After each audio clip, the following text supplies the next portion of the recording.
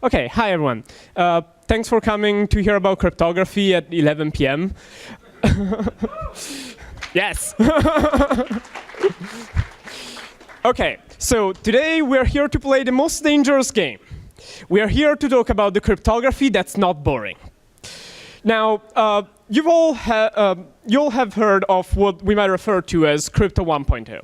Crypto 1.0 is about having two people or some people as part of a protocol, and they're trying to keep someone out, right? Maybe there's Alice and Bob, and they're trying to keep out a eavesdropper, or they're trying to keep out a man in the middle. For this, they use things that we've known in their modern form for at least the last 30 years. There's symmetric encryption, public key encryption, signatures, authentication, a sprinkle of hashes. We mostly know how to use those now. We've had 30 years to make them performant, to make them easy to use, and these days even misuse resistant. Now, of course, we still make mistakes from time to time. Friends don't let friends use JWT. But in general, we know how to use this, and that means that they're boring. So instead, we are here to talk about what Schumacher referred to as Crypto 2.0. Crypto 2.0 is about working with using cryptography to control even the people that are the parties that are involved in your protocol.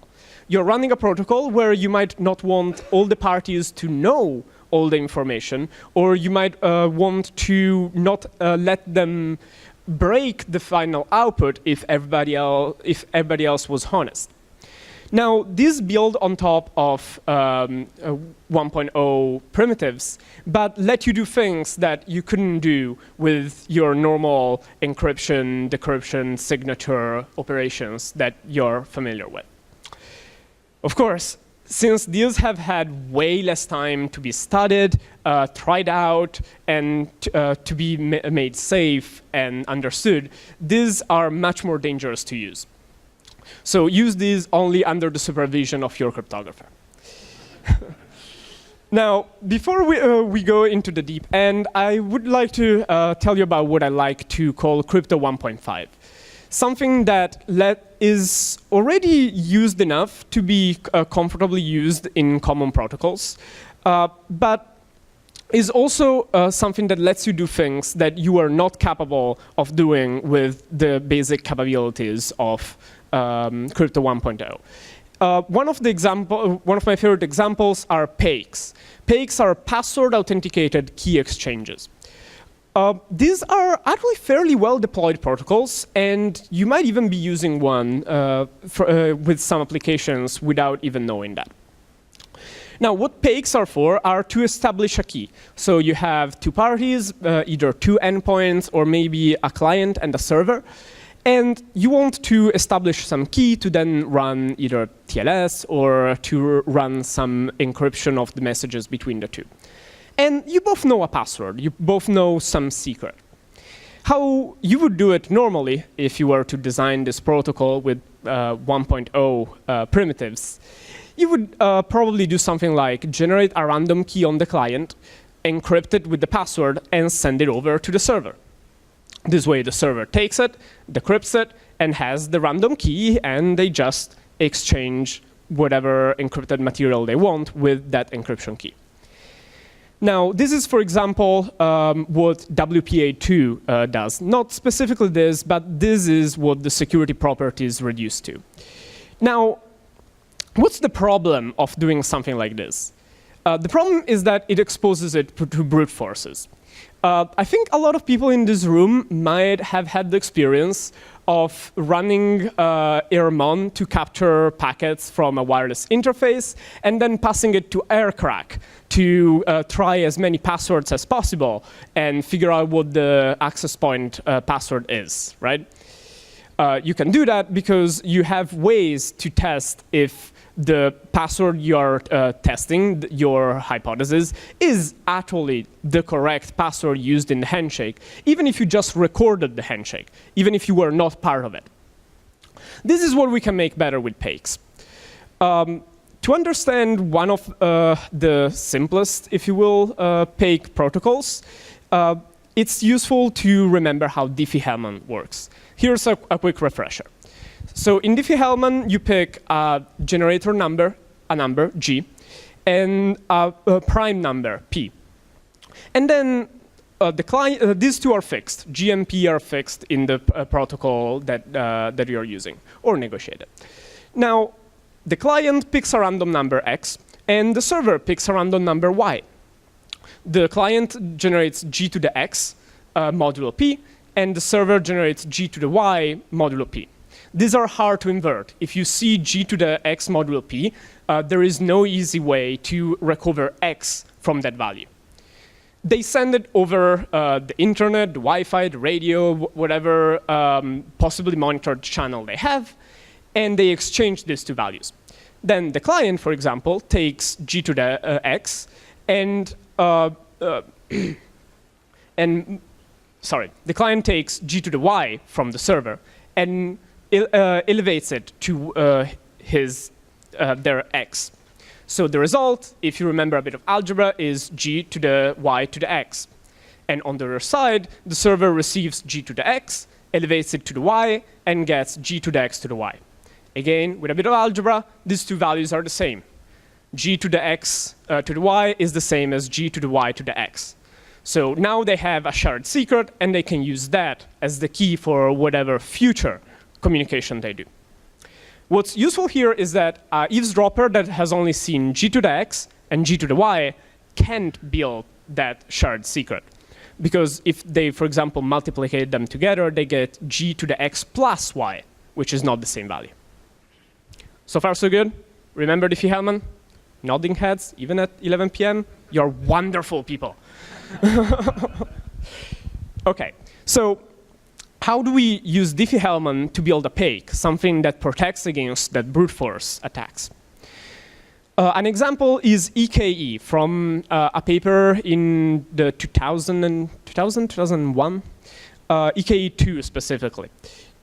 It's very similar with the difference that you take G to the X modulo P and you encrypt it with your password. On the client, you encrypt G to the Y modulo P with the password on the server, and you exchange these encrypted values. Now, what happens is that the other side knows the password because we are trying to exchange a key between two parties that know the password. So they will just decrypt it and run Diffie-Hellman as usual. So for anyone that knows the password, this is essentially Diffie-Hellman.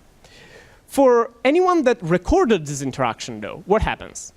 If they recorded the encryption of G to the X modulo P, they can try decrypting it. But even if they get it right, they have no way to know that it's the correct value, because a wrong value looks exactly like a correct value. Now, there's a catch. For this to be true, you need to pick G and P in some special way. That's not really what I want to talk to you about. What I want you to see is the property that this gives you. The property is that even if someone recorded this interaction, if they only recorded it, they have no way to figure out if their guess of the password is correct. So even if they recorded something, even if there was an AirMon side of the recording, there is no equivalent aircrack way to figure out if all these passwords you are trying with your GPU's cluster are correct. And if instead you are the man in the middle, you get one shot at getting the password right, because you can pretend to be the other side. But if you get it wrong, the secret comes out wrong, and that's the end of the protocol. You don't get another chance unless they retry. Now, what this lets us do is a set of key exchanges where we don't have to worry as much about the security of the key. And you can see how this is already one step forward in actual UX, in actual capabilities that we got with new cryptography that we're bringing compared to what we are able to do with the usual protocols. For example, you don't have to worry about the password being so strong, because there's no way to brute force it. A tool I love is Magic Wormhole. It's this small tool that just does one thing. It sends files from one computer to the other. How it works is that you run wormhole send on one computer, wormhole receive on the other computer, and the sending computer gives you 2 words. You type the 2 words in the other computer, and it's encrypted. Now, you would never use 2 dictionary words for any password, right? Because there's too few combinations, and there's too high a risk of brute force. But we're using a PAKE. So we don't have to worry about the strength of the key, because the attacker gets 1 shot. And we're humans. Maybe we're going to retry the thing 3, 4 times, because computers never work. But that means that they get 4 shots at figuring out the key before you realize that something is off. Then there are even more creative uses of it. For example, Pond. Pond is this encrypted messaging system that was too good for this world. And it's not, it was a research project by Adam Langley, and it didn't really see any adoption, and some of its concepts were then integrated into other systems. So it was a very useful project, but it's not something you should go and use right now. But one of the neat things it would do is that how you would set up a communication with someone is that you would just share some even easily guessable value in person over a different channel. And then you would run that PAKE, the EKE2 PAKE, over a long latency public server. You would literally just upload, like to pastebin, your share of the exchange. And then the other person would come on the server, find your share, take it, and complete the operation, and leave their share for you to find. And this could happen over a long period of time, so it was completely asynchronous. And finally, there's WPA3, which I know little about, but as I understand, is going to use, if not one of the PAKEs I'm telling you about, something that reduces to a security guarantee similar to this. So no more air cracking after Airmon recording. Now, if you want to take something actionable out of this, is that you should probably not be using EKE2, because it has those weird requirements on the G and the P. But instead, you should be using SPAKE2EE, the alligator version. But again, we're getting into territory of things that either you find off the shelf, or you want to ask your cryptographer. Now, to get into the more the less mainstream cryptography, I'm going to let George tell you about anything that lets you tell you about Crypto 2.0 that lets you get privacy as part of the result. The clicker.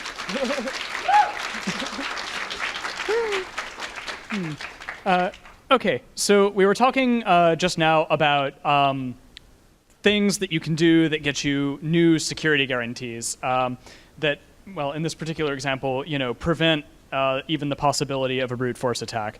But when we're talking about like Crypto 2.0 stuff, what is actually most interesting is that you can start to defend against other participants in your protocol. It's not just like Alice and Bob who share everything. It's Alice and Bob who only want to share some things, or who don't want anyone watching them to be able to derive information from the transcript of their interaction. Things like this. My favorite and maybe the most easily accessible example of this kind of thing is something called a blind signature. It's actually not very commonly used, but it is super practical. They're deployed in real life. They're well specified. There are a bunch of different ways you can implement them. The easiest way, though, is the oldest and possibly slowest one based on RSA. So we're going to talk about that simply because it's easier to show. And you're all, probably have encountered the concept of a signature before, like a normal signature that you'd expect. You have a private key and a public key. You can sign the message with the private key, and anyone who has your public key can verify it. Now, with a blind signature, the specific information that we want to restrict is the content of the message hidden from the signer. And the actual mechanics of how you do that depend pretty heavily on the signature scheme that you're using. So we'll look specifically at RSA here, but you can do this with ECDSA, like the signatures that Bitcoin uses. You can use this with EDDSA, like the Daniel Bernstein type signatures, and actually a whole bunch of others that you should never, ever care about. Anyway, RSA. RSA signature scheme, you have a public modulus n, which is a product of two very large primes. The security of the system is based on that being hard to factor. You have E, which is a public exponent. It's a thing that you use in the actual RSA operation, basically, but it's a public parameter. Everyone can know it. It's usually fixed. But then you have D, which is the inverse of E for the particular modulus you've chosen.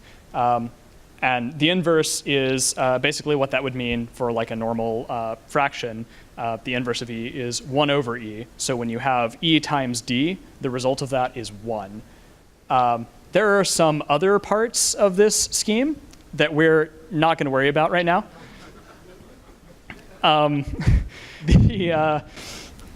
The signature equations don't really involve it at all. So moving on. You generate a signature by taking your message M, which is represented in some numerical form, which we're also going to hand wave about.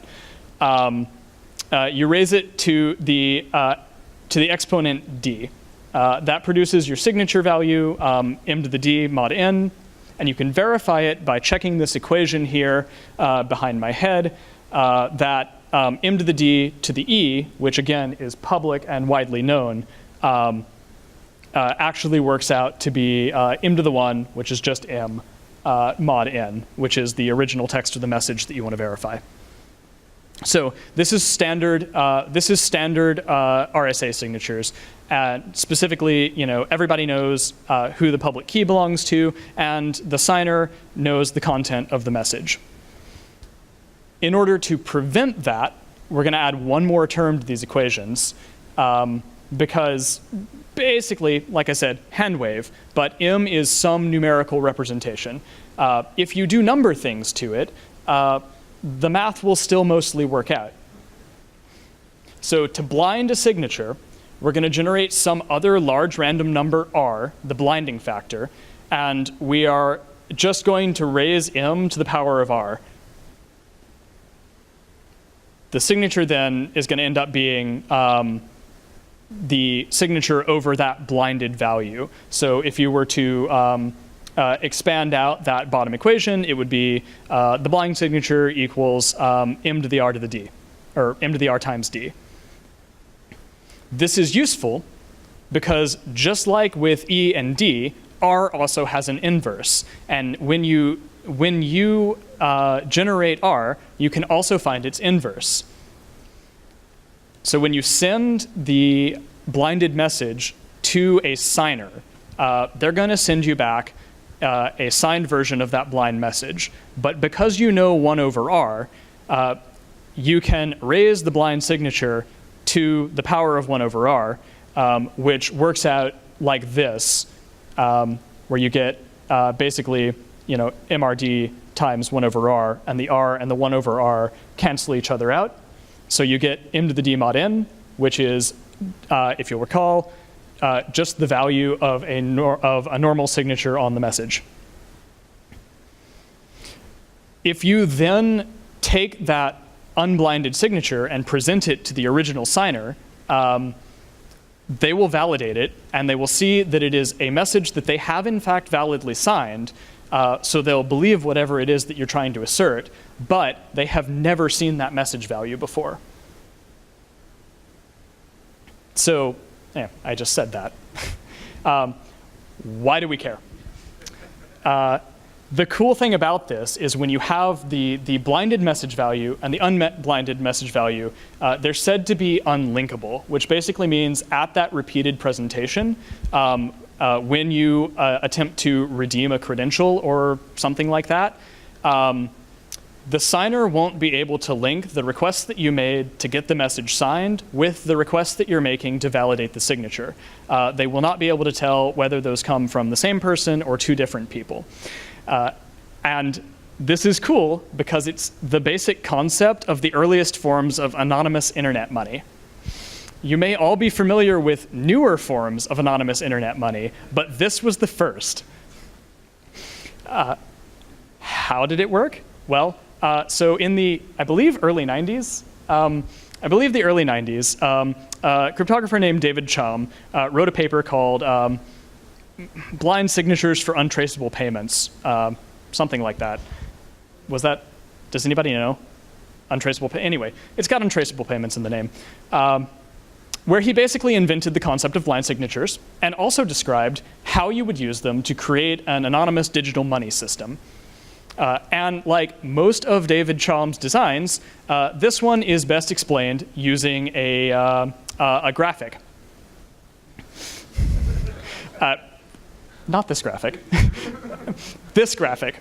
OK, so this is how David Chaum's eCash works. It's based entirely on the blinded signatures that I just explained. You assume that there is a centralized bank that is the issuer for all of this electronic money. Everyone has an account at the bank. It keeps track of how many real dollars you have, and it issues and receives signed messages that represent some unit of value. In contrast to Bitcoin, this is usually a fixed unit of value. It's not like an infinite number of decimal places. It's like one message equals $1 or something like that. So you, as someone who wants to anonymously pay for something, generates a bunch of random blinded messages. Then you go to the bank and you say, hey, I want to withdraw this many tokens worth of my account. And the bank says, well, they'll check your account balance. They'll say, OK, sure, that's fine. I'm going to sign your tokens. Here you go. So you get those back. You then unblind them. And now you've got a set of tokens that you can use that have been issued by the bank, that have a valid signature from the bank, and that have a commonly known accepted fixed value of some sort. So when you want to buy something from this unhappy merchant who seems to have a bunch of stuff, those were the only emoji available on Google Slides.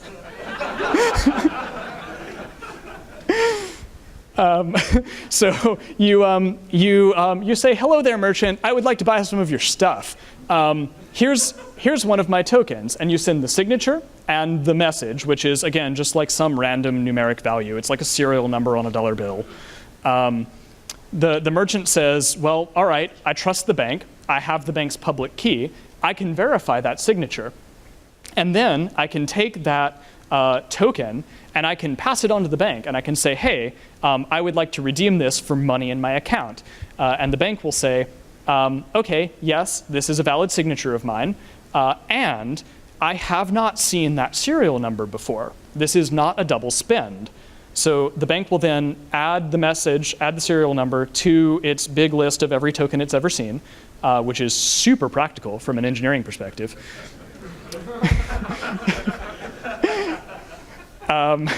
And validate the signature, and then credit the merchant's account with whatever the value of those tokens was. The merchant will then get this response from the bank and say, great, here's your present. They'll send you the stuff. And that is how eCash works. That's how the original anonymous internet money functions. And this general scheme works really well for any kind of statement that you want to anonymously validate that has that kind of very simple structure. Did the bank approve my withdrawal? Am I a registered user? Has this cookie expired or not? Am I banned from the site? These kinds of things. It all generalizes very easily to anything, basically, that can be answered as a yes or no question. But if you want to do something more complicated than that, anything more complicated than basically a comparison or a Boolean value, you need something called a zero-knowledge proof. I can tell that some of you have heard this phrase before. Zero-knowledge proofs are notorious. What? No. Just what did you do? No. The lesson here might be that zero-knowledge proofs are cursed.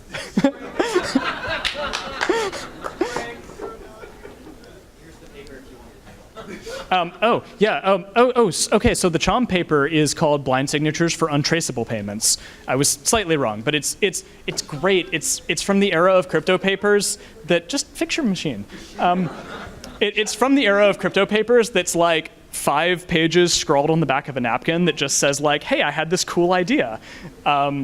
It's really readable for as important as it was in like the history of cryptography. Highly recommended.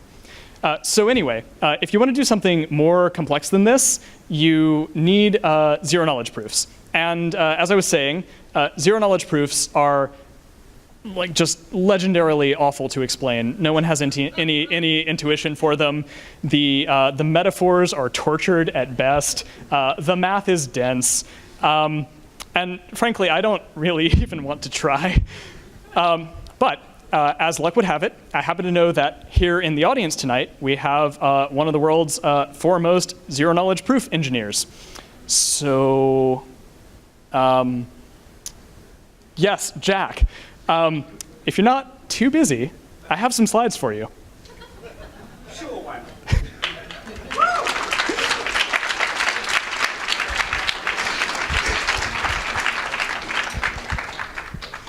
I hope this button goes the correct way. So, yes. So, you've seen a simple example where you want to be able to check essentially a straight yes or no answer. But if you want to do anything more complex than that, we want to prove what we call complicated statements, or like complex statements. And like, I don't know, just to pick a random example out of the air, cryptocurrency transactions. So, if you think of the general structure of such a transaction, like in Bitcoin, as I've handily diagrammed here, you can see that you take what amounts to a transaction consumes inputs and creates new ones. It's called the UTXO model, the unspent transaction model, as opposed to having an address with a balance, like in that bank case, where you are deducting values and adding values to a central balance. In this case, you simply have a bunch of tokens or CryptoKitties stored on a distributed ledger, and you invalidate them or create them as necessary as per the rules that the network defines. And so in the case of like Bitcoin, there's a set of rules that you need to follow, such as when you make a transaction, the input you're spending has to previously exist. It has to come from some other transaction. The inputs have to add up to the outputs plus fee, so that you're not just making money out of thin air. And then, crucially, you can't have spent those parts before. And then finally, you need to make sure that, for example, Alice has sent 2 Bitcoins to Bob, to his address. He then needs to sign for it in some fashion to prove that he has the authority to spend that. So that's a fair bit more than just a simple yes or no answer. There's a fair few things that we need to check there. Now let's try and make it private. So in addition to, Bitcoin serves very well for its purpose. It allows you to check all those things, but the way it does it is by having all that data visible, so that everyone on the entire network, or everyone running a node, can go through and check all those rules. So if we want to do something private, we need to be able to essentially encrypt all that data on there, or hide that data in some fashion. But at the same time, the network nodes still need to be able to check that it is, in fact, following the rules, despite the fact that it can't see what's actually going on there. And the way we do this is with some sort of proof. So take a step back for a moment. I suck at crosswords. I can never seem to get the hang of them, but I have friends that are good at them. So let's say that I want to learn from a friend, okay, this particular crossword I'm solving, does it in fact have a solution? So I can send her the crossword. That's a reasonably complex situation to be able to prove a solution to. So what can Alice do? Well, she can tell me she knows the solution. That's useful. Do I trust her? Is she messing with me? How do I tell the difference?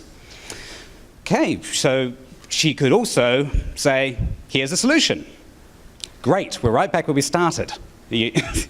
So I now, in one situation, I can't do anything with this. Can I necessarily trust it? In the other situation, I can see it all, but that's no fun for me in the crossword case, and that's not private for anyone in your bank account on the blockchain case.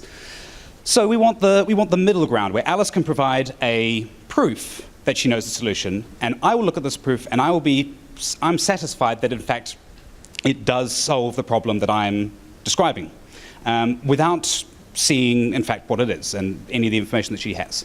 And we do this with zero-knowledge proofs, which were created. What on earth? I'm supposed to have animations on this. Oh well, I'll have to plan for that. So there's a lovely seminal paper by Goldwasser, Macaulay, and Rakoff back in 1985. Again, we're still dealing with pretty reasonably old concepts of this, but this was quite a novel one, with the introducing this concept of zero knowledge. And so obviously you can think of a proof. You have sort of three things you need, well, two things you need for a general proof, and then one you need for a zero knowledge proof. So for you need to obviously have completeness. So if I am an honest prover, and you are a very cautious or unhappy merchant, I can eventually convince you somehow that I do in fact have the money that I'm trying to give you, or that I do in fact have the solution to the puzzle that you want. So completeness means that the prover is happy. The prover is able to convey what they want. The soundness is for protecting the verifier. So it protects the verifier from the prover. So if I am the merchant trying to receive a payment and check that I'm getting a payment, I can only be convinced that I have in fact been paid if the person who's paying me has satisfied the rules of the network. So in the case of Bitcoin, they have given me money that in fact they did have. They're not making up money out of thin air because numbers. And so yeah, more generally, when you have a general statement you're trying to prove, I'm only able to convince a verifier if I know the secret inputs that satisfy that statement, that thing. And then the zero-knowledgeness aspect, which is what they call it in the papers, is that in this interaction, the verifier, the merchant, whoever, doesn't learn anything about the private data that the prover has, the private inputs. So in the case of like a zero-knowledge system in a blockchain, what you end up doing is committing to your values in public so that they have some like reality anchor, and then you're proving in private that the information committed to in fact satisfies the various rules that you're wanting to check. And then the verifier takes the proof and the public values and is able to be sufficiently convinced. So there are a couple of different ways that this can be done. Some of the early proving systems were notoriously slow and inefficient, but they're a bit easier to describe. Some of them less so. Wow, that is really imposing on the screen. This describes. I'm not going. It's late. We've had enough maths for one evening. But at a high level, this implements what's called a ZK SNARK, a zero-knowledge, succinct, non-interactive argument of knowledge. And knowledge is in there twice for fun reasons. But what it amounts to is essentially all this stuff boils down to 200 bytes. Well, actually, this particular one boils down to 298 bytes, but the state of the art now is 200 bytes is your proof. That proof can represent an effectively arbitrarily large statement or thing that you're trying to encode. In the case of, to pick a recent cryptocurrency that uses this kind of thing, the statements as originally encoded took about 1 gigabyte or so of data to describe in a file that everyone has to hold on to. but then, and minutes to compute in a reasonable amount of time, but then the verification part, tens of milliseconds, less than that. So you get this asymmetry, which is what you want in any sort of more complex proving case, where you can basically prove that kind of thing. I was going to talk a bit about circuits and doing things with that, but then the reveal's gone. Basically, when you're actually using these in a system, you're not actually writing a function as such. You are curating what's called a circuit, a series of constraints. So you have data and you're constraining it to a certain value. So for instance, with a Boolean, you have a number and you want to turn that number into something. And you use an equation to constrain it to its value. And so you can constrain, say, a bunch of Boolean bits. Then if you want to turn that into like a byte, you can use another value to constrain that. And I'm running out of time. But the fun thing about this is that, yes, it is dangerous new crypto, but it actually is getting to the point of having some workable implementations for engineers to use. We have a couple of fun libraries to work with. We have some DSLs that people are developing. If you want to, say, use this on Ethereum or reuse it on Camel, you can work with this, and there's a bunch more information at this URL, and yeah, fun stuff. And if you were more interested in going through that giant slide, you should come talk to one of us later. And with that, I will jump off the stage. Thank you, Strade. And applause. Really, if you have the occasion to catch him, he's one of the people that deploys zero-knowledge proofs in real systems today in anonymous internet money. Okay, so zero-knowledge proofs are about hiding the information you're proving from the other party. Well, if you want to do more complex computations on information that you might not know at all, you want something called the multi-party computation protocol. I know about those. Hello? All right. Hi, I'm Ben. This doesn't have arrows on it. I hope I'm pressing the right button. Yes, so we just went through zero knowledge. Zero knowledge is amazing, and now we're going to get into something a little bit, more general. So in zero knowledge, we can prove the truth of a statement, and we won't actually reveal why it's true, just that it's true. So let's say we want to go and do something more than just prove the truth of a statement. We want to actually compute some function, and we don't want to learn what we're computing our function on. So now we're going to get into secure multi-party computation, MPC. So for the colors flip, of course. For instance, maybe you want to compute parameters for your cryptocurrency system, and you can't let anyone know about the inputs that you used. So more precisely, we don't just want to compute parameters. We want to do it securely in a way that everyone could verify. There's been a number of other MPC applications, several business cases, things protecting keys, analysis of sociological data. But this one seems reasonable. But there is a bit of an issue here.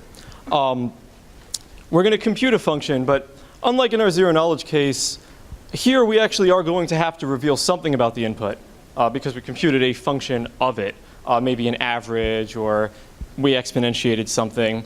So it's actually a little bit less straightforward what we actually mean when we say we're going to do that securely. And this is, if you take one thing away from this part of the talk, this should be it. So the intuition here is we're going to basically divide our thinking about this into two things. One is what we actually do. This is some number of parties sending messages to each other using cryptography. And one is what we really wish we could have, which is this world where we actually have this trustworthy party that never cheats and always protects our secrets and can't be hacked, that will just compute the function for us and make sure that everyone will only learn what they were supposed to learn. And so our intuition is to say, well, our real protocol that we're running should basically look the same as if we were in this ideal world. Now, clearly it doesn't because the APIs are totally different. And so we'll argue it by basically putting one or more parties into this box.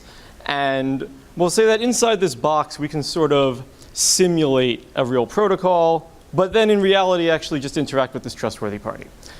And if we can do that, then none of the parties can really tell whether or not there's the trustworthy party. Or in other words, they can't do anything more with the real protocol than they could do if we had that amazing non-existent thing. And so in a sense, the most you could do in the real protocol is just lie about your inputs, claim you're a billionaire when you actually have no money, whatever it is. And you know, in some settings, maybe we build into the protocol a way to certify the inputs, and then hopefully everyone's secure. So that's our intuition. It's a little general. So since we have a tiny bit of time, I know it's late, we can talk a bit about how we might do this. So this is a basic strategy for creating these. So first what we'll do is we'll create a sort of simpler protocol where we just make this assumption that everyone does exactly what they were supposed to do, and then we'll just add some additional stuff to make sure they really did that. And of course, what we'll use, we'll just use zero-knowledge proofs, because all we need to do is prove that we did the thing we did. In other words, the message I sent was the message I was supposed to send at that point. So naturally, fits right in. And now we're going to very quickly go through some math. We're going to create one protocol that will compute all functions, and we'll do it securely. So first, we're going to create a sub-protocol called an oblivious transfer. One party will have some set of secret strings, and the other party will just have an index into that set. And the idea is that you'll get to learn one string if you're the receiver and nothing else, and the sender won't learn which one you learned. Simple enough. So we'll start the protocol by computing what are called XOR shares of our inputs. So for all of my input bits, I'll just choose a random bit, create a one-time pad encryption of it, and then I'll keep the random bit for myself and send you my input bit XOR that, vice versa, it doesn't really matter. Everyone will do that. Note that now for all of our input wires, if both parties in this two-party setting XOR the shares, they will have the actual inputs. And now we'll just use our oblivious transfer protocol as follows. If we want to compute an AND gate, well, one of the parties will just take their two shares, and they'll multiply them, and they'll say, well, I can create my output share, and there's sort of four things that the other party could potentially need. They'll only want one of them. Okay? That's where our oblivious transfer will come in. And then the other party, of course, can locally compute something where if they just get the right thing from me, they can subtract it off. They're done. Sorry, I know it's quick. I know it's late. We're running out of time. Hence 1 of 4 OT. Okay. So now we have XOR shares of the output. We can string them together to get more AND gates. And then we can build a circuit. Turns out we have XOR shares. If we XOR them with two shares with each other, we just get a share of the XOR of the two inputs. So AND gates and XOR gates are enough to compute anything. That may not be obvious, but if you think about it, you'll realize you can construct a NAND gate and go back to basic electronics. A NAND gate is universal. Okay? So we can also then extend it to more parties. We'll just sort our names alphabetically. And if you come before me, I'll be a sender. And if you come after me, I'll be a receiver. We XOR everything together. We're done. And that is the basic result in MPC. You can read more about it. It's from 1987. And the really cool thing about it that's probably going to sound a little strange is that no matter how many parties you have, you only need one of them to be honest. So in a sense, adding more parties to your system improves its security, which is usually not the case. The downside, this is purely a theoretical result. If you actually tried to implement it, complete with all the zero-knowledge proofs, you would probably not be happy with how long it takes to finish. The good news, there are way more efficient MPC protocols, a lot of them purpose-built for situations where they've really been deployed. And in the interest of time, we will not get into that. And with that, I will return the mic to George and get out of here. All right, thanks, Ben. just to be clear, our two surprise speakers tonight were Jack, who works on zero-knowledge proofs for real anonymous internet money that you could go buy today if you wanted to, and Ben, who works on MPC like super for real. We kind of figured that you might enjoy hearing about the details of this undeployable magic math from people who've actually deployed it. So let's get on stage to get the applause. Yep, come on. And But yeah. thank you, everyone.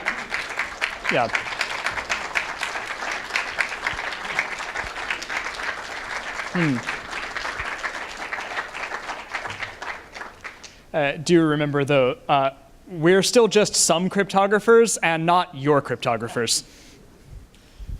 Okay. Thank you. I'm not sure if we have time for questions. Possibly one? Questions? Up? No?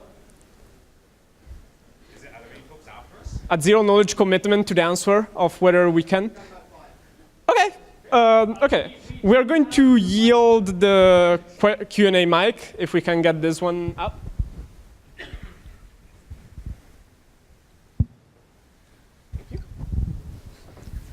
So what exactly is the scale of not being happy with the computability of the results? Is it like heat death of the universe, or is it going to hurt my credit card bill on GCP? Yeah.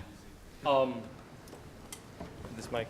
Okay, so the question was, when I said you will not be happy with how long things take, what do I really mean? I mean, yes, you will go bankrupt if you're using a cloud provider, and you may be waiting until your grandchildren are around, depending on the function. I mean, okay, for the simple version where you assume everyone behaves honestly, it's actually reasonable. There's been a lot of work on making these things more efficient. In the multi-party case, there's been some work from Nigel Smart and his grad students and postdocs on something called speeds, which is really impressive. They do like AES encryption online with 10 parties in like that.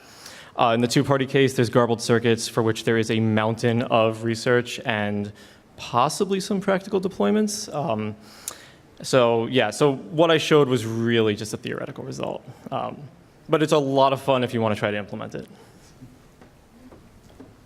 Yeah. So I was a little bit confused about something in the description of a blind signature. Specifically the number R, this blinding factor. That is at first only known to the buyer, yeah? Is that correct? The question is, who knows R and Yeah. when? Yeah. And yeah, the answer is it's generated By the buyer. by the buyer, Never yeah. revealed to the bank. or by whoever wants to withdraw from the bank. Right. It's part of the withdrawal procedure. But you said you want to generate the inverse of R in the in the exponents of that. But for that, don't you need phi? Like I said, when talking about the number theory of RSA, you want to maintain firm eye contact for as long as you can and back away slowly. Like, if I understand it correctly, if you know phi, you can derive p minus 1. It's basically p minus 1 times q minus 1 is Yes. in there, and then you can use that to factor it quickly. So the buyer should never know phi. Yep. So how do we get 1 over r? I am happy to show you some code after. Okay. Okay. So there have Cryptographers been will be available at times- the back of the room later in the Oh, evening. yeah. Right? Say what? Yeah, no, I wasn't trying to interrupt and say you can keep talking after the show, Yeah. hopefully, as well. The real answer is, like, there have been times in my life when I've understood, like, the number theory of RSA, but it really comes and goes. We have I time for am one more nothing question. if not straightforward here, Anyone saying otherwise is lying. except possibly Ian Goldberg. Does anybody have an example of anonymous internet money that can be purchased today?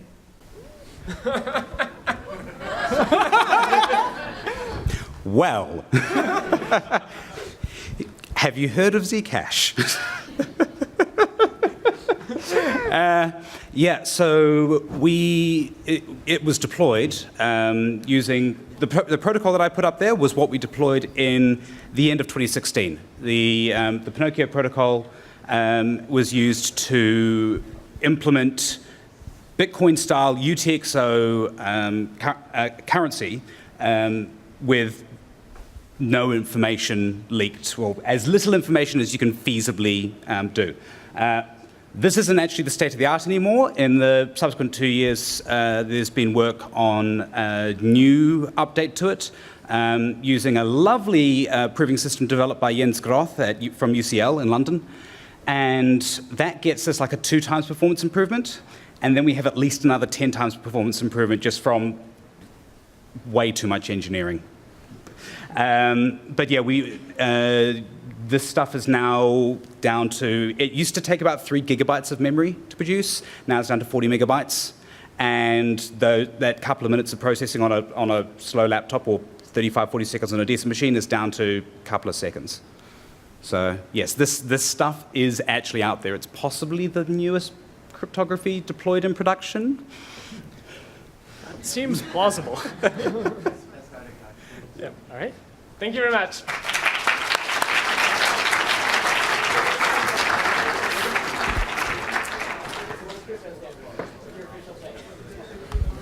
Oh, yes, crypto means cryptography. Thank you.